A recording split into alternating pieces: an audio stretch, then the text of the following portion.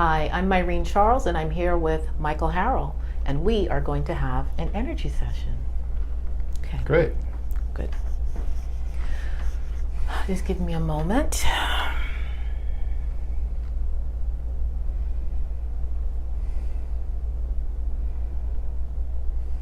Okay, Michael, if you would, say your full name for me 3 times. Michael J. Harrell, Michael J. Harrell, Michael J. Harrell. Okay, Michael. And is there anything in particular you want to talk about today?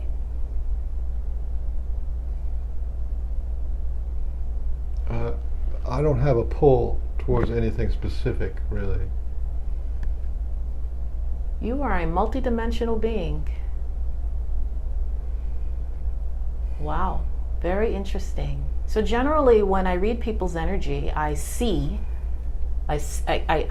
something kind of like physically moving in my mind of their energy. And for you, I get more like a sense of energy. Very spacious, very wide. Like you are very much connected to beings not of this plane. It's like a connection directly to something else, something otherworldly, something other than Earth. But even though you're here, but your energy field is, could say very large, because it's not just present here in this time-space reality. It's like extended out into other dimensions. Does that sound right to you? Sure. Yeah? Does that resonate? Yeah. I have friends in faraway places. Wow. How often do you get to see or speak with these friends?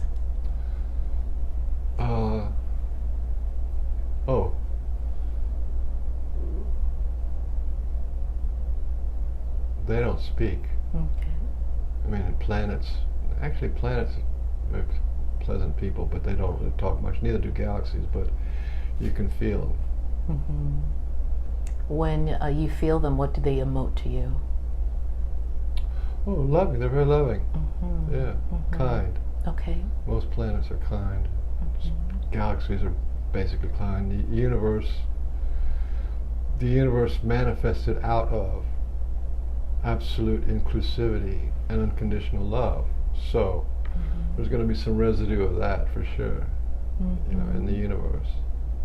But I'm also getting a huge sense of sorrow. A lot of it. Any idea where that's coming from? I have felt all the pain and suffering of every human being that's on this planet and that has ever lived on this planet, including all the animals. Yeah, significant weeping, significant sorrow. Yeah, but that's part of the totality. Yeah. I found during some of my healing events that what connects people together isn't most strongly, what connects people, what connects you to reality most strongly isn't love in the way we think of it as love. It is suffering, and specifically compassion for suffering. That's the strongest connector.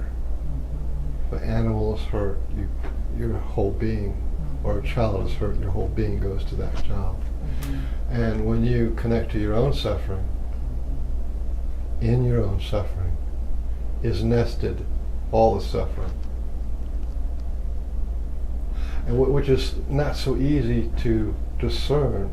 It is possible, but it's not so easy to discern with love, because usually you think of love as this. Usually we don't take love to that level. We think of I love you, and then that's it. But I love you, and then in that love for you is connected to your family, to your parents, to my parents, to the animals, to the trees. We don't really usually follow it that way. It's a greater consciousness love. It's a connectedness love. Yeah, it's an entangled love. And so feeling the pain of others is love. Because that is the birth of compassion. Yeah? Yeah. You have to feel it, Mhm. connect it. Absolutely. And then that outflowing of, compassion. Mhm. That's where that comes from. Do you get the sense that there is so much suffering on planet Earth today, for the purpose of helping us to become more compassionate, more loving? Well, that's a tough question. Mm-hmm. I mean, that would no, yes and no. Mm-hmm. So, you have to take a lot of things into consideration with a question like that. Separation. Mm-hmm. Again, you're going back to the ground of being as absolute inclusivity and unconditional love. Call that home. And then we left that home. Mm-hmm. And when you left, there was a separation there. So there was a drop down in unconditional love. And gradually, as we become material, we have more separation, less love, which translates into suffering. Mm-hmm. Mm-hmm. So the more separated we are from absolute inclusivity and unconditional love, the more suffering we'll have. Yeah. And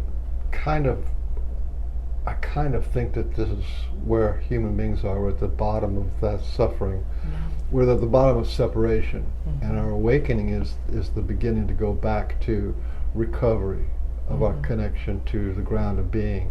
Mm-hmm. Yeah. Why do you think that that's happening? Desire. Okay. Desire. Yeah. What I say, some people say about God is that God is the unmoving mover of all things, or, the source. But God's not the source. It's that, think of it as the darkness of space.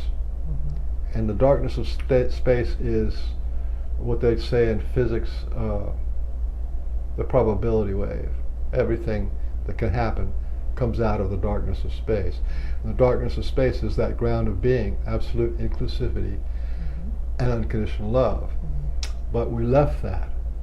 We said, I'll be leaving that and go to the Godhead. Mm-hmm. Right? So then we go to the Godhead as God or as a part of God. But there's a believing that they left, you leave that. So there's a step down from unity into identity. I'm a God, I'm an angel, I'm a being, a manifested being. And then again, you step down even more to come into a human body on Earth, or become a planet or whatever, consolidated. There's a step down in the connectedness. So there's a disconnection, separation. And that's where all suffering comes from, that. Separation, when people die, it's the separation of the opportunity to be with them when they're alive. That's separation, that's what suffering is. Or divorce, there's a separation. That's where suffering comes from. Or an identity sense of self. When you have a bad self-image, I'm not good enough, is a separation from I'm good and whole the way I am, to when you find out I'm conditioned now. I'm less than. I'm not acceptable. I'm judged. Okay? All suffering has separation involved in that. Yeah. And I think a lot of it has to do with the story. We wanted to see what it was like. And it took desire. There was an original desire of other. There's like of movement. A desire is a movement. I talk about sometimes what I call the ground of desire is what manifests reality, the ground of desire. So for a planet, for a star to be formed, there's a huge amount of energy that at some point there's a desire for that energy to be held. Mm-hmm. And when that energy is held, that's what forms the star, which is an explosion. But it's passion, it's an orgasm, but it's also abuse. So all this stuff happens out of desire. And even now, like when you talk about, say for example, Buddha, right? His whole life was about compassion and studying suffering. And he brought suffering onto himself so he would know what suffering was. And the first law of Buddhism was all life is suffering. And I think the second one was suffering is caused by desire. And then the other ones were how to end desire. See? So that it's like, so if you desire what is exclusive and conditional, then there's going to be suffering involved in that. And yet there's almost this sense of bad, right, wrong, suffering, being bad, but a necessity in the perhaps cyclical or wave-like nature of this evolution. So if you're wanting to get rid of or eliminate desire, then there really wouldn't have been all of this flow of experience. When you talk on this level, it's almost beyond the level of human consciousness. We can't hold the rules or regulations of humans, duality, polarity. You can't hold that onto it. However, you can ascribe desire to it. Anything that moves has a desire. So it's not about eliminating desire or exploring desire. If it is either desiring, either what you desire involves suffering, separation, or what you desire reduces suffering and reduces separation. The desire to heal emotionally, for example, will reduce your suffering. The desire to heal past wounds will reduce your suffering. So how do you think those concepts play out for ordinary humans today? Most people live their life on automatic. That means they don't think about these things. They don't take into consideration. They live a natural life. And if you live a natural life, then there's a good chance you'll have a natural disaster. And if you live your life on automatic, if you put your car on automatic, automatically it's going to run off the road sooner or later. You know what I'm saying? If you're not guiding it. If you're not desiring for your car to go in the right direction, it will not go in the right direction. This is very bone and blood simple.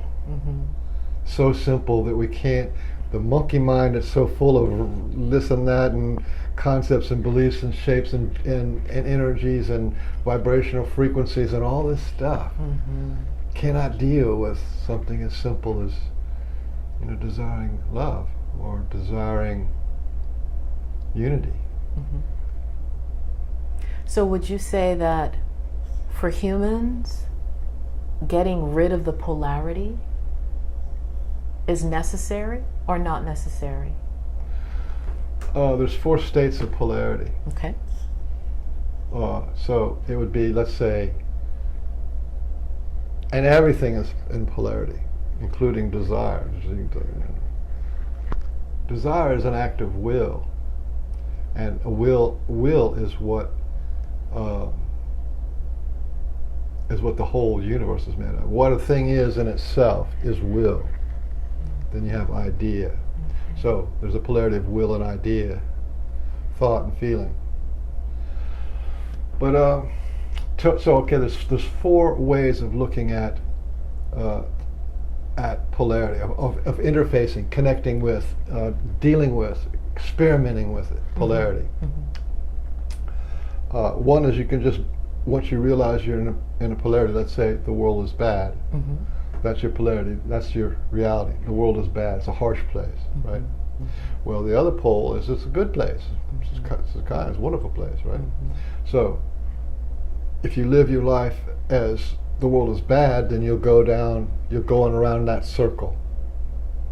But if you're one of those people who are like the 11 lighters, the world is good, everything's unicorn and sparkly little butterflies, then you go around that circle, right?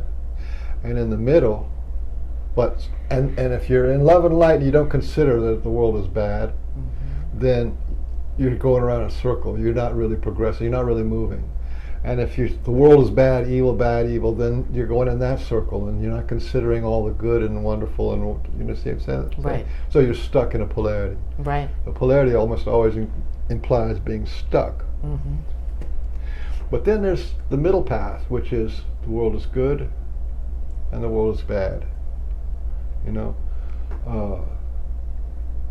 and polarities go to everything. You know, light, the world is light, the world is dark, or I'm smart and I'm stupid. Mm-hmm. I know everything, I know nothing, Mm-hmm. and it just goes on and on, Mm-hmm. right? Mm-hmm. So if you're I know nothing, then you're going to feel bad, Mm-hmm. and if you say I know everything, then you're going to feel aggrandized. And then your ego, oh, he's the ego. He thinks he knows everything. Mm-hmm. See? Mm-hmm. Mm-hmm. And then there's the middle. Well, sometimes I don't. Sometimes I know everything. Sometimes I don't know anything. Mm-hmm. Or sometimes I feel everything, and sometimes I don't feel everything.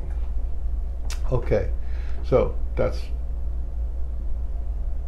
the one polarity, the other polarity, and the middle. Mm-hmm. And the fourth phase is not this, not that. That's right. So it's not, the world is, there is no world that is bad. There is no world that is good. That's just ideas and beliefs. It has nothing to do with anything. Mm-hmm. It's not any of that. Right. There is no me, there is no you, you know what I'm saying? Mm-hmm. There is no polarity, Mm-hmm. see? So there's the four ways of experiencing polarity. And when you're unconscious, Mm-hmm. when you're, you allow nature to choose for you, Mm-hmm. when you allow your destiny to choose for you, Mm-hmm. then that's when you get, you know, natural disasters or automatically drive off the road Mm-hmm.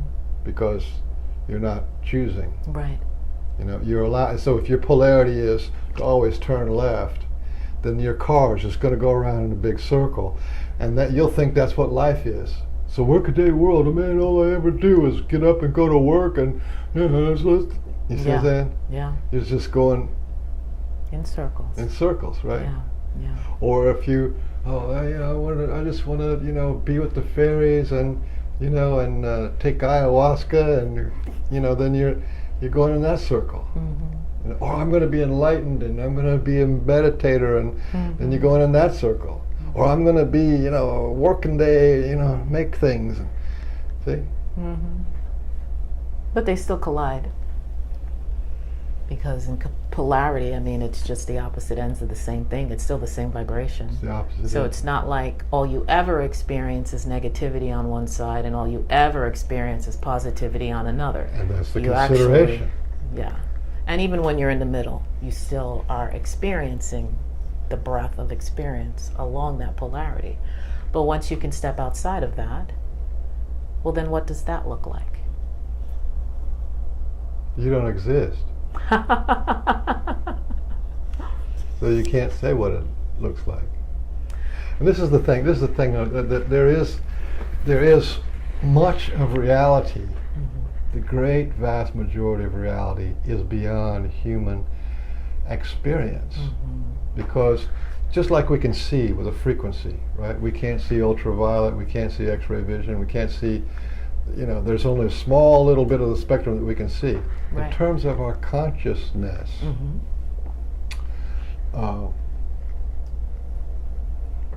There's only a certain frequency that human beings can go and be conscious. Anything Right. above that, you can experience it, like ecstasy, Mm-hmm. bliss, Mm-hmm. ecstatic states. Mm-hmm. People can have these ecstatic states, Right. but when you come back, you cannot tell people what that was. Mm-hmm. There's no just words for that. There's no description. There's no story. Mm-hmm. You weren't it because it didn't happen at the level of cognitive understanding, cognitive word functions, stuff like that. So, there is So a movement. when you go outside, just Uh-huh. to finish it up, when you go outside of a certain boundary, Yes. you're not there anymore Mhm. as an identity, as a Mhm. receiver, Mm-hmm. as a recorder. Mm-hmm. You're there as an experiencer. So you go from beyond the spirit and into the heart and will, Mm-hmm. and that's experiencing some bliss or experiencing some state or some knowing or it's what they call a transcendental state, and that's not translated into words. Mm-hmm. But can't we live in this life as a more enlightened being, a being that has, more of that heart-centeredness, living from more of that higher spiritual state, but still be in this reality as a human being? We already do. Ah. We already do. Okay. To be rich, right? Mm-hmm. Do you feel rich? Sometimes. Yeah. Sometimes you feel rich. But to be rich, there has to be a poor, right? So if somebody's walking around obviously rich, you have to feel poor. In order to feel poor, you have to say, I'm poor compared to this guy, right? But those are just words, right? There is no rich and poor, right? He's got more stuff and you got less stuff, and he can do more stuff and you can do less stuff. In order to be poor, you have to in order to be poor, you have to convince yourself that you're not rich, right? Right. So, in order to become enlightened, you have to convince yourself that you're not enlightened. I mean, you really have to convince it. You have to say, well, you know, it could be better, and this could be better, and gee, those people over there are having a better experience than I can. Look at that guy, he's an enlightened guy, and oh, that must be much better. You see, you're convincing yourself that you're not. Interesting. But if you don't convince yourself you're not, then what's left is pretty good. It's interesting. So then, people such as the Buddha, people such as Christ, who we consider to be enlightened beings, the mystics, the old sages, who we see as having a level of enlightenment, a level of love that's almost tangible, you know, when you're around these people, And like it the is. Dalai Lama. And it is, yeah. And we describe that as being an enlightened being, but living here amongst us humans, and that this supposedly is the state that we all want to achieve, or that we should be reaching for. Yeah, but that's his state. If you were him, if you were him or her, would you feel any different than you do now? And I would say you don't. You don't. They don't feel any different, except they have maybe more opportunities to feel bliss or whatever it is. But that is like me. I don't drink much coffee. Today I had coffee, so I don't ever drink coffee. But today I had coffee, and now I feel more energy from coffee, right? But the people who drink coffee all the time, it's no big deal. They don't feel anything. They feel like, you know, their normal day. It's normal to them. And it's completely normal. And you look at a person who doesn't drink coffee, and then look at a person who does drink coffee, and you go, well, it's pretty much the same. You know, depends on other things that are going on in their life if they're different. It has nothing to do with coffee. You see what I'm saying? So it's the same thing with enlightenment. An enlightened person there's no such thing as a not enlightened person. If you're not enlightened, you're dead. Right? But, I think John said, in the beginning was the Word, and the Word was God, and the Word was with God, and nothing was created that was not created by that Word. And that Word was made light, and that light is the life of mankind. If you have life, you have light. And yet so many are not experiencing it because they're experiencing suffering. And yet so many humans are choked off from their higher faculties. And I would say that the enlightened being is living in this frequency with us, in this time-space reality, but at a higher vibrational level. So they are experiencing something quite differently because they're not perceiving or experiencing the same situations that others who are in a far lower vibration in the same way.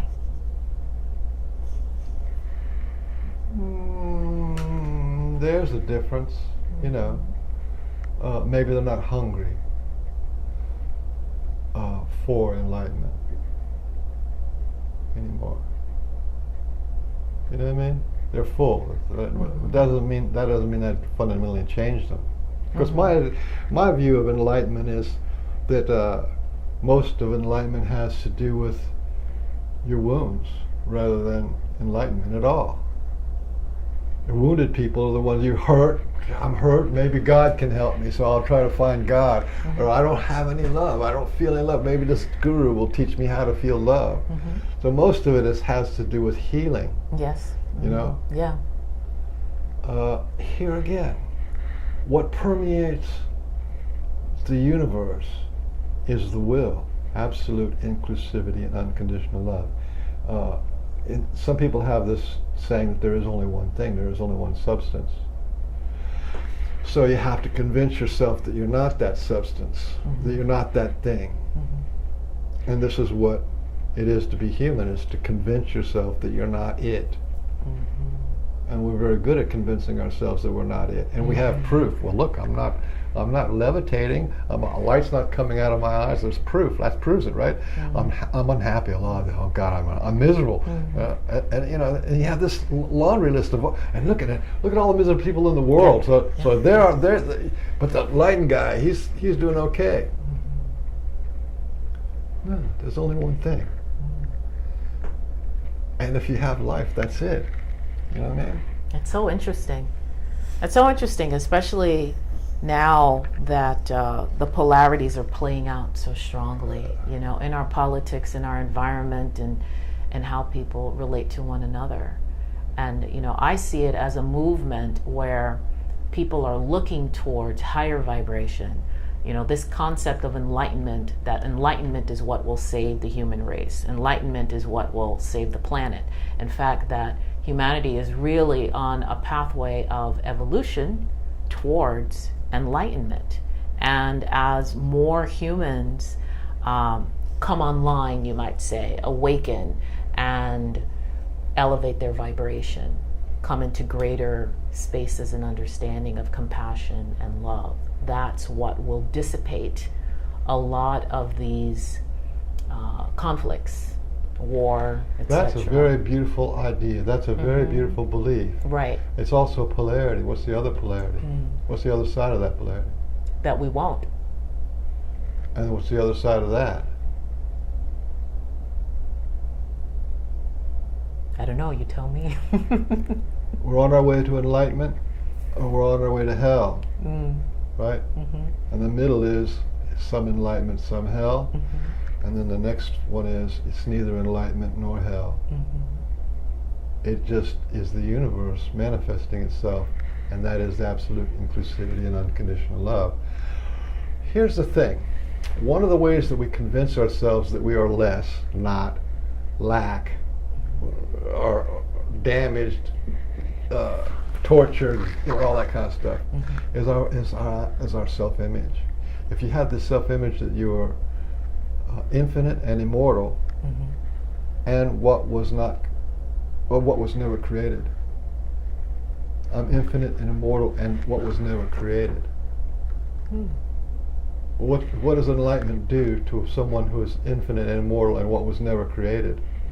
They're already there. You see what I'm saying? So first you start. Start with I'm infinite and immortal and what was never created.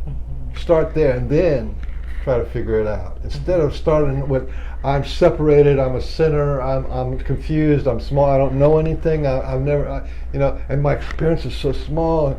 Instead of coming from all these ideas, these polarities, these desires, right? The ground of desire. Instead of coming from that, which you have to work yourself out of, and working yourself out of it proves that you're in it. Right? Interesting. I have to meditate because, you know, if I meditate, then maybe I'll experience a little drop of something, you know what I mean? Well, then the meditation proves that meditation works, you see? Because, well, look, I experienced something now. So, start with, you know, being infinite and immortal and what was never created. That's a good place for healing too. Because, okay, you know, my mom did this, dad did that, I was abandoned, you know, I came from a poor family, or, you know, or I'm black, or I'm pour white trash, or, all these kind of things, right? And then you have to heal, right? And you have to heal. So, you pick yourself up by the bootstraps, or you do emotional healing work, or you all this or self-motivation, think and grow rich, power of positive thinking. You do all this kind of stuff to get yourself up out of the hole, right?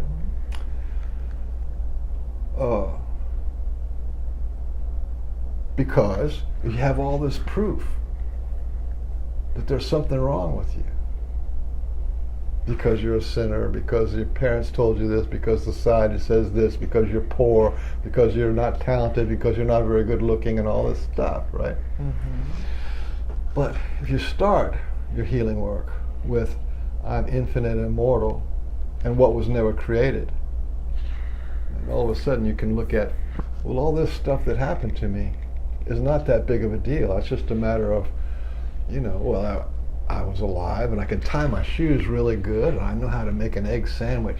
Fantastic. You see what I'm saying? And all of a sudden all that stuff just melts away. For some people. Well, it depends on how you do it, but I'm saying the door is open. The door's open. For it not being chiseled in goddamn stone. There's Absolutely. something wrong with me. Absolutely. There's a hole I have to dig myself out of. I have to get over the wall, the mountain, right? Yeah. But that mountain doesn't exist, and the hole doesn't exist, and you don't exist. And you've been here, you've been planets, stars, galaxies, you've been part with the universe, you've been every light being, every atom, you've fought in every galactic war that ever was, you've seen every government rise and fall, you've seen planets being born and planets freezing in the darkness of space. Everybody has, not just me. That's amazing. Then what does your mom and pop stuff have to do with that? You know what I'm saying? So it's like reframing. They talk about that in neurolinguistics reprogramming, reframing. You take your issue and you put it in a different frame, or you change the frame around, or it's like reframing. So we framed ourselves in one way, and that becomes our imprisonment. We've desired to be that, and even though, granted, society wants you to be that way, the God wants you to be that way, the parents want you to be unruly, they don't want you to, they try to beat the will out of you, and so there's a lot of energy going into diminishment. Yes. So you're a manifested creature. You're created by God. You were born of a woman, right? You're dust to dust. You're dust to dust, right?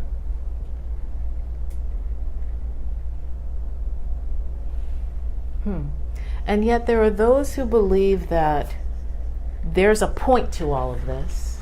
I mean, I don't know, maybe for you it's different. You're an interdimensional being. Maybe. Whereas for someone else, their experience could be very different. I know, for me, for other people that I've worked with, that polarity, those emotions, that they're very real. And for some people, just a certain concept that's very different for them just shocks them into a completely different state of being. And so much does dissolve and fall away. But for others, it doesn't work that way at all. They still have to do the work of healing to get out of those very deep, dark emotional spaces. And that's very much an experience of being human. Very much so. I agree. Yeah, and so the choice, the preference would be to not be feeling all of that heavy stuff. And if... You mean heavy emotional baggage? Absolutely. Absolutely. Well, see, all this whole thing I was talking about was in reply to this being another polarity. There is this stuff, and I'm not denying it because I've looked at it and dealt with it for my whole life. As a matter of fact, many lifetimes. But that's what I'm saying is that the human condition that you described, the whole spectrum of the human condition is one polarity. And I just talked about the other polarity. Yeah. Manifested human condition, and then what was infinite, immortal, and never was manifested, never was created. Still source. Yes, absolutely, absolutely. Isn't So there's two polarities. so? And it's okay to live in the middle. I feel all the suffering of all the beings in the world, and I feel that there is nothing but absolute inclusivity and unconditional love. That's the ground of being. Well, I can, I mean, I've heard of other teachings where you never quite stay at that very high level. You kind of I don't think it's a high level. Really. you kind of fluctuate. Different things come into your life that might remind you, okay, well, maybe you need to work through this pain again. Because sometimes we're not just working through those things for ourselves. Sometimes we're literally working through it for the rest of humanity. Oh, that's a good point. Yeah. That's a good point. That we are entangled beings. Absolutely. So in this absolute inclusivity and unconditional love, there is only one. That's only one substance, one fabric, one condition. And inwoven in all of our infinite mental perspectives is that. Underpinning it is that. Yeah? Yeah. So, that polarity is always there, is what I'm saying. That polarity is always there. It has to be, because it is the foundation. It is what is. Go back to the universe. In the universe, there's the darkness of space, which makes up 96% of the universe is dark nothingness. That is the absolute inclusivity and unconditional love. The 4%, which is the galaxies, the stars, the gas, the planets, the humans, the beings, the manifested spirits, is residing in that. See? There's no getting away from that. Yeah. So, in reality, only 4% of our condition is suffering, confusion, desires, wishing, wanting, confusion, clarity, happy, sad, man, woman, adult, child, confused and clear. All that's only 4% of what is the totality of who we are. That's another reframing. See, I just reframed that. Yeah. So, okay, this is a big, giant thing. The condition, the condition. Are you familiar with the Ramayana? Oh, heard of it. Bhagavad Gita? Right, Bhagavad Gita. The Mahabharata? I mean, I haven't read them. Okay. Well, they are Hindu Ancient texts, yeah. text. Yeah. And they all have one thing in common. That is war. Okay. Demon war. War between families. Cosmic, gigantic, bigger than life, mythological, giant gods and demons and all kind of stuff. Kali is in there. She's in the Mahabharata. I think Kali is a big black woman with four arms, and she's, ferocious and a destroyer of worlds. And okay, that's very, very real. The Ramayana was actually the War of the Moria. But they took that actual physical war, and then they wrote this whole long epic story about it. And it's always about the king or the ruler or the god whose wife gets taken away. And then with Arjuna in Bhagavad Gita, it's like Arjuna's cousin or his girlfriend or somebody like that gets taken away from him, right? By his other cousins. And so it's his family. And he has to mount his army and go kill all of his cousins, kill them, right? And he doesn't want to do that because it's like, they're my family, I have to go kill you. So the whole of the Bhagavad Gita is Krishna, who's the god Vishnu, I think, is telling him, look, I created them, and they're gonna die. I've already killed them in time. You know, they're just it's because that's everything. Because I'm the God of time, everything is born, dies. So if they're already dead, and so he goes on and on and on about being righteous and this and that, all this stuff to try to get Arjuna to go out there And kill him, right? And same thing with the Ramayana is, you know, Ram's wife Sita got taken away by the demon lord, and he was bad, and he goes down to Lanka, which is Sri Lanka, and they to get their armies together, and then they get the Sasquatch people, the what do you call it, the mountain monkey men, and there was the king that was Hanuman, and he got to do this, and he gives all these tasks, and they build a bridge, and he flies and kills demons and all this kind of stuff, right? Mm-hmm. This is what goes on inside of human beings. This is internal, skin in, inner conflicts, inner demons, inner resolution, inner war. And what is inside us is what manifests outside us. Right? And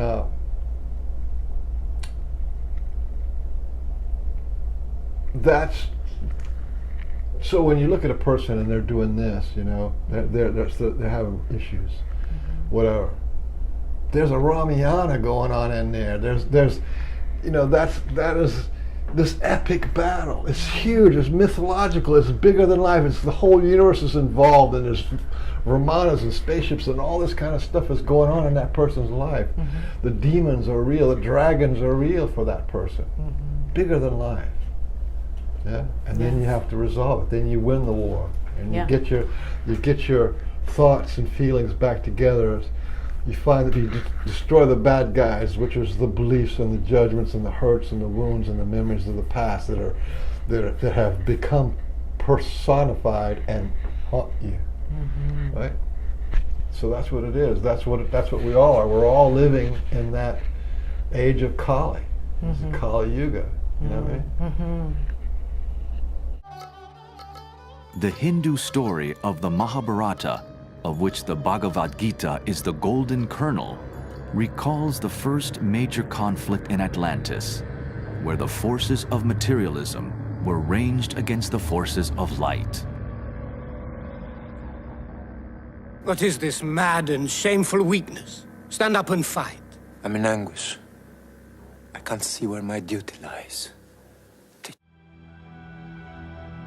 In the Greek tradition, the root races are divided into the Golden, Silver, Bronze, and Iron Ages, and have an identical correspondence to the Hindu Yuga cycles, such as the Kali and Satya Yugas.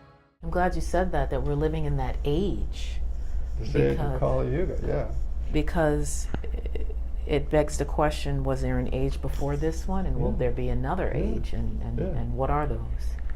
This is like there's like the Golden Age, the Silver Age, the Iron Age, and then the Age of Kali Yuga, and then it goes back to the Iron Age, and then the Silver Age, and the Golden Age, and I think they're like, I forget whether it's 50,000 years each, and we're coming into the middle, I think, of the Kali Yuga.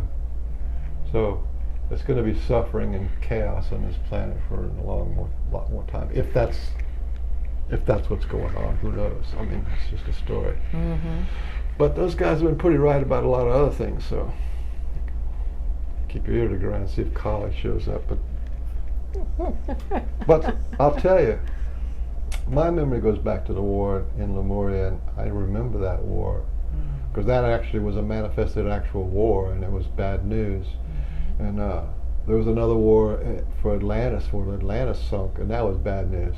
The same guys who were fucking with the earth in Lemuria and fucking with the earth in Atlantis, and they're the ones who brought down the Egyptians and the Mesopotamians and all that. They're the same people we're fighting against now, which I don't think are, what do you call it, human, the way we know it. They're interdimensional beings, and they can carry on a war inside us and outside us for 1,000, 2,000, 10,000 years at a time, because they're not connected to time the way we are, and we're crippled by only having one lifetime and one little history. So we don't see this whole epic thing as one continuous, So are we battle. stuck? Or is it true that achieving enlightenment, achieving a space of greater knowing, higher love, could actually allow humans to take back their own power and not be manipulated by those interdimensional beings? No. Getting their power back, yes. Resolving the inner conflicts, yes. And doing your healing work, yes. Consider your denials. You mentioned over and over again about enlightenment. Well, we've had enlightenment on this planet since the beginning, and it hasn't done shit to stop wars. That's not going to do it. It has to go inside, skin in, resolve those inner conflicts, so there's no war inside of you. What's happened in the past is you have enlightened men who go to war. They're called warlords, and they're generals and stuff.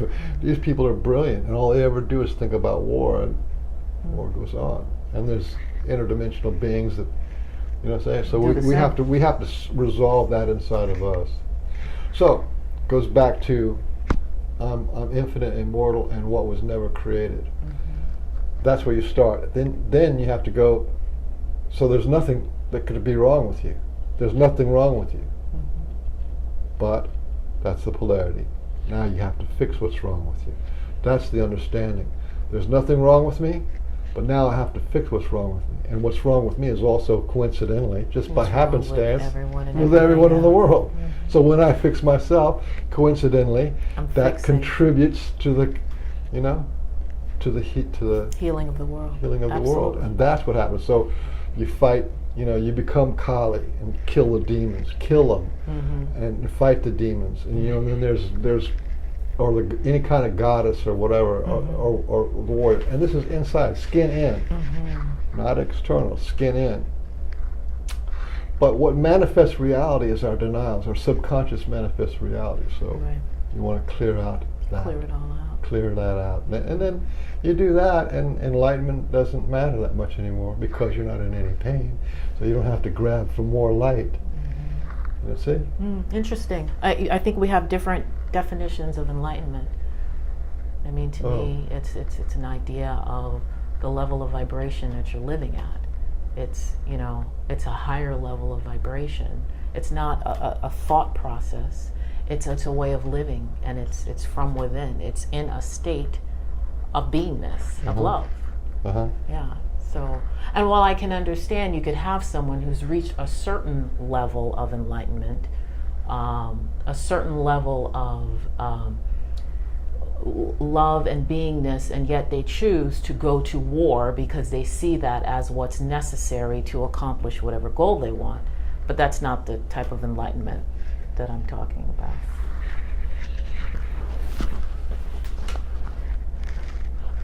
I think a lot of people have women. The joke is, they want the white knight on the white horse. And that's the image of, I want this man, and he's got to be this way, this way. But never does any woman ever get the white knight on the shining, shining armor on the white horse. That just doesn't happen. That's an unattainable goal that has nothing to do really with reality. It's a fantasy and a hope and a dream and a wish and all that kind of stuff. Enlightenment for most people is the same way. It has nothing to do with reality. It is the savior figure. It is the knight in shining armor. That is the state that everything's okay. It is the but that has nothing to do with the reality of what's going to actually happen, of what actually, or even what the experience of enlightenment is. Because if you study enlightenment in India, those people go batshit crazy. They have the whole universe floating around their head, and they're like, take their clothes off, and they wander around for years and years. And then other ones, some gurus, like they end up becoming philanderers and having sex with all their. So there is, what I'm saying, we have these ideas of what enlightenment would be. It's nice to feel love, no question about it. Feel love all you can. Any way you can figure out a way to feel love and be loving and be kind and loving to yourself and others. But resolve your conflicts first and then see about becoming enlightenment. Because if you become enlightened without resolving your conflicts, then your conflicts your conflicts are carried into enlightenment with you. Yeah, then you got this absolutely. high power next to intense suffering. Not the best situation. Yeah. I mean, I still look at it as you have a choice. When we talked about polarity earlier, and you could be living in this end, or somewhere in the middle, and then perhaps there's something different, and what you saw as, but you're not experiencing those conflicts, those things don't even exist, they're not even real. But I believe that we can, if I'm paraphrasing you correctly, but I believe that human beings pretty much, we're at this level, we're experiencing it. And even if we can achieve moments of enlightenment up here, and perhaps I need better terminology to describe that consciousness, my point is, how do we bring that level of consciousness into our regular everyday lives? That's really what I'm trying to explore. If you can see that as a possibility. I do see it as a possibility. And I do see people working towards that. And certainly while the majority of the planet is still in the space of conflict and always seeing the possibilities of transformation and transcendence as other, someone and something other than them, I believe there are those who have been incarnated on this planet with a purpose, with an intention to raise the vibration of the planet, of the entire human race, whether it's to restore our initial abilities that we've been choked off from, or to evolve into a completely different state, but still a more high conscious, enlightened state. That's the choice. It's a choice. So, I mean, do you see that as a possibility? Because from what I hear you saying, we're stuck. And unstuck at the same time, and so we're unstuck and don't know it, and we're stuck and we do know it. So that makes us stuck in one polarity. Think of it this way. I know we're kind of maybe running short on time here, but think of it this way. There's ascension, enlightenment as ascension. You keep going like this, right? Right. Okay, there's ascension, which means to go up, to go above, to go beyond, or go up to the light, right? Yeah. That's one polarity. The other polarity is incarnation, right? To bring your being into your being, right? So to take your light into the darkness, right? So to love the light that is external, or to love the light of the idea of the light, or to take the light of your present consciousness inside, right? So when you incarnate, that's the problem, is not fully incarnating into our darkness. When you incarnate into the darkness, guess what? The darkness, the deepest, darkest darkness of the human being is also light. Absolute inclusivity and unconditional love, which is the darkness of space. That's what the darkness is. And it was that darkness, listen to this, drum roll, it was that darkness that generated the light that you want as enlightenment. Interesting. If you don't go into the darkness, you don't generate the light. Just like the darkness of space generates the light of stars and the light of galaxies. You have to vibrate the light, the darkness, to illuminate the light. Yeah? That's the game. That's why inner healing, that's why inner connection, that's why you go from the inside out, not from the outside in. You want to get that light and bring it into you. Not well. Okay, that's fine, but take that light into where it needs to go, into your heart, into your emotions, into your form, into your body. You know? Yeah. That's the ticket. If you do that, everything else makes sense.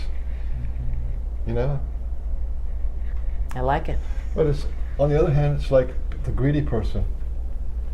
If we're already, let's say we're already enlightened, but we want enlightenment, so we try to get more enlightenment, right? So a greedy person's already got money, and he gets more money, but he's already got money. Yeah. He has to feel Yeah. his richness, and a greedy person never feels their richness because he doesn't give to himself.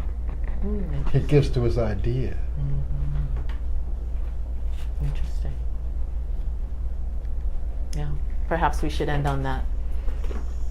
And you can then end with love too, because that's what it's all Absolutely. about. That is what it's all about. Yeah, self-love. Yeah. To change the world, you change the way you love yourself. Absolutely. You know, it has no, and that doesn't need enlightenment. You know what I mean? You can do that while you're cooking or taking a shower, or while you're meditating. It doesn't need enlightenment to love. It's when you love yourself. Absolutely. But to me, that is enlightenment. Well, okay, it's good there. I agree with that. Thank you so much. Thank you. Great talking with you. All right, it's fun. It was fun. Thank you, everyone. I hope you enjoyed watching this video. Michael Harrell. Till next time.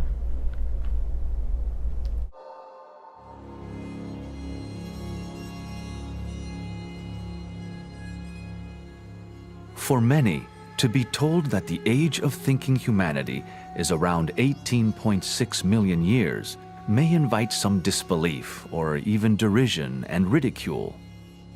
Such is the state of Maya, or illusion, in which we all live, conditioned by thousands of years of wrong thinking, religious propaganda, ignorance, and lack of spiritual education.